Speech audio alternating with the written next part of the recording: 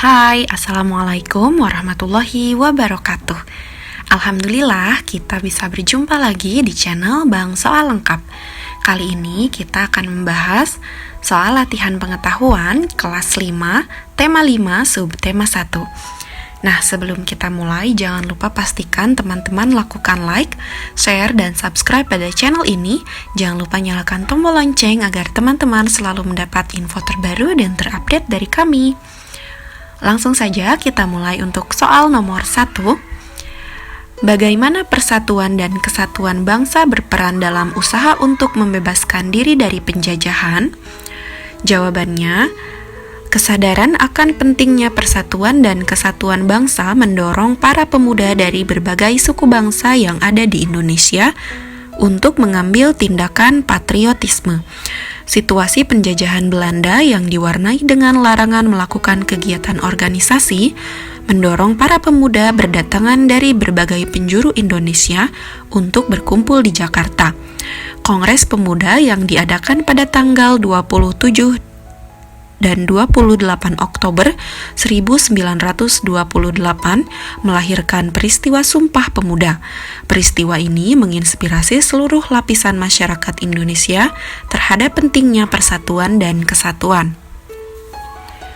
Selanjutnya nomor 2, sebutkan isi Sumpah Pemuda. Isi Sumpah Pemuda yaitu, kami putra-putri bangsa Indonesia mengaku bertumpah darah yang satu, tanah Indonesia. Kami putra dan putri Indonesia mengaku berbangsa yang satu, bangsa Indonesia. Kami putra dan putri Indonesia menjunjung bahasa persatuan, bahasa Indonesia. Nomor 3, tuliskan nilai-nilai yang terkandung dalam peristiwa Sumpah Pemuda.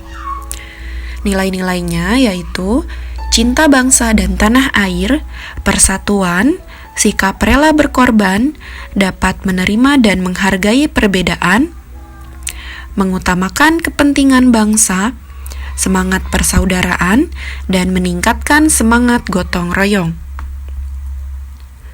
Selanjutnya nomor 4, apa sajakah manfaat persatuan dan kesatuan bagi kehidupan berbangsa dan bernegara di Indonesia?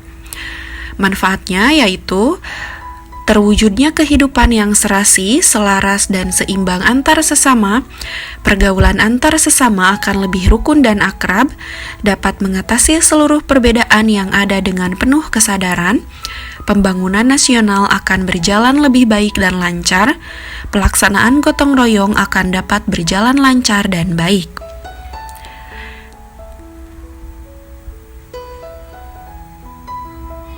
Nomor 5, tuliskan ide pokok dari paragraf di bawah ini. Kelompok hewan herbivor merupakan hewan yang makanannya berasal dari tumbuhan. Hewan ini memiliki susunan gigi yang khas. Gigi hewan ini terdiri atas gigi seri dan gigi geraham, dan tidak memiliki gigi taring. Gigi seri berada di depan dan tajam. Gigi ini berguna untuk memotong makanan. Sementara itu, gigi geraham berfungsi untuk menghaluskan makanan yang telah dipotong oleh gigi seri. Contoh hewan yang termasuk kelompok ini adalah sapi, kelinci, kerbau, dan rusa. Kelompok hewan herbivor merupakan hewan yang makanannya berasal dari tumbuhan.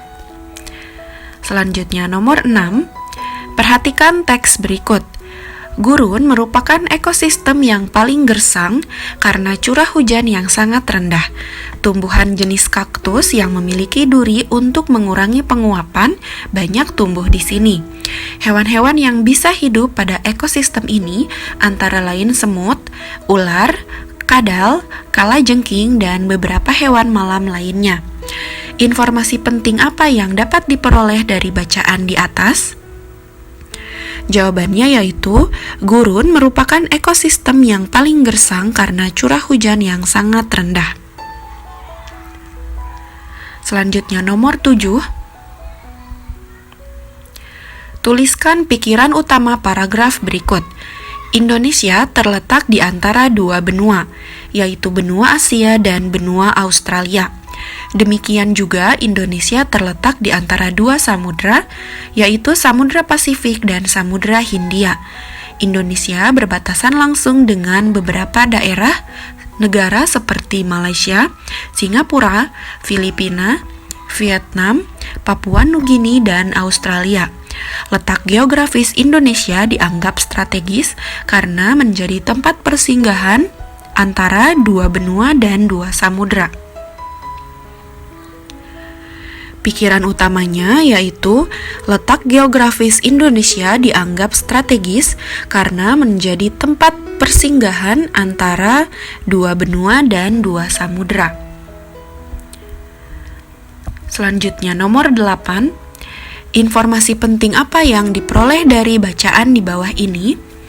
Indonesia memiliki kondisi geografis yang unik di antara negara-negara yang ada di kawasan Asia Tenggara. Bentuk negara yang terdiri atas pulau-pulau seperti Indonesia disebut negara kepulauan.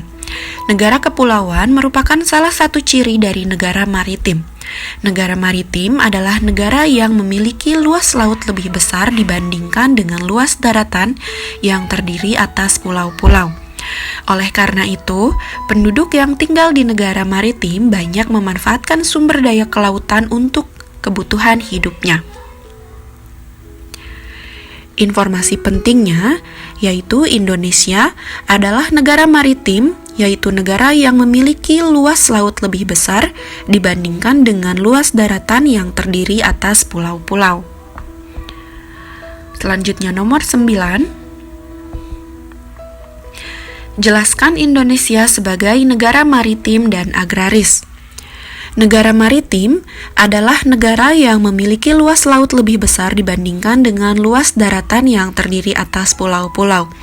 Oleh karena itu, penduduk yang tinggal di negara maritim banyak memanfaatkan sumber daya kelautan untuk memenuhi kebutuhan hidupnya. Negara agraris adalah negara yang sebagian besar penduduknya bekerja sebagai petani dan mengolah hasil pertanian. Nomor 10, mengapa letak Indonesia strategis? Karena Indonesia terletak di antara dua benua, yaitu benua Asia dan benua Australia. Demikian juga Indonesia terletak di antara dua samudra, yaitu Samudra Pasifik dan Samudra Hindia. Nomor 11, sebutkan beberapa pulau kecil di Indonesia.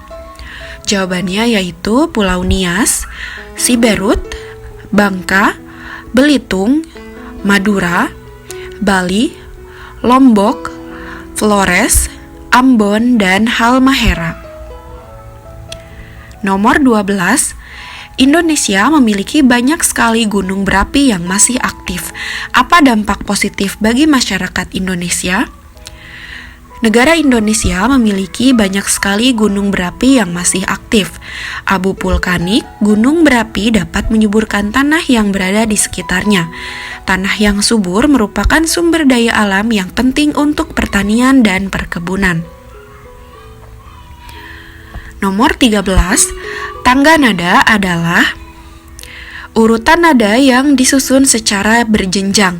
Disebut tangga nada apabila sebuah tangga nada terdiri atas 8 tingkatan dengan urutan dari tingkat pertama sampai 8. Nomor 14, sifat lagu penuh keyakinan, optimis, mantap, riang, gembira, ceria, bangga, dan menyenangkan merupakan ciri tangga nada.